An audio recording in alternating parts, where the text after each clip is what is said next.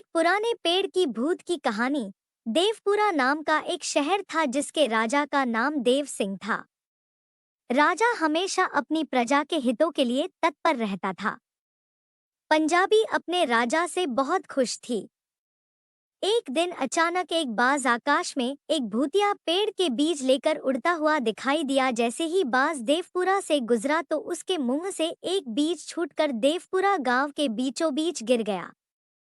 चूंकि बीज एक भूतिया पेड़ का था इसलिए वह भी अगले ही दिन पौधा बन गया।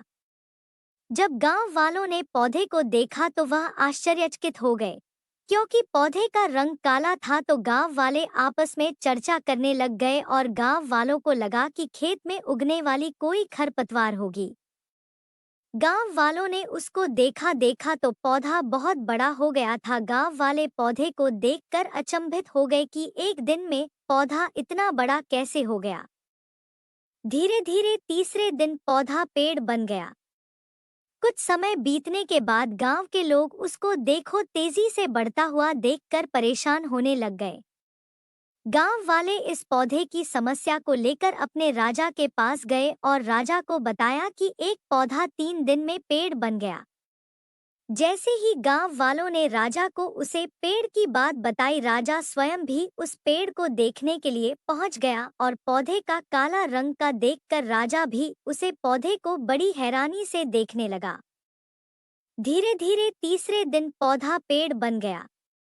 कुछ समय बीतने के बाद गांव के लोग उसको देखो तेजी से बढ़ता हुआ देखकर परेशान होने लग गए।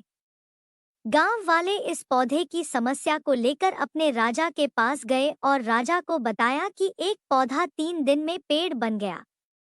जैसे ही गांव वालों ने राजा को उसे पेड़ की बात बताई, राजा स्वयं भी उस पेड़ को देखने के लिए पहुंच गया और पौधे का काला रंग का देखकर राजा भी उसे पौधे को बड़ी हैरानी से देखने लगा। इतनी बड़ी घोषणा सुनने के बाद गांव वाले तथा राजा के सभी चतुर मंत्री भी उस पेड़ को काटने की योजना बनाने लग गए, लेकिन पेड़ को कोई भी नहीं काट पाया। गांव वालों ने उसे पेड़ के चारों ओर आग लगा दी, लेकिन पेड़ को कोई नष्ट नहीं कर पाया। फिर राजा के एक मंत्री ने उसे पेड़ को रस्सियों से बांधकर हाथी से खिंचवाया, लेकिन फिर भी पेड़ को कुछ नहीं हुआ।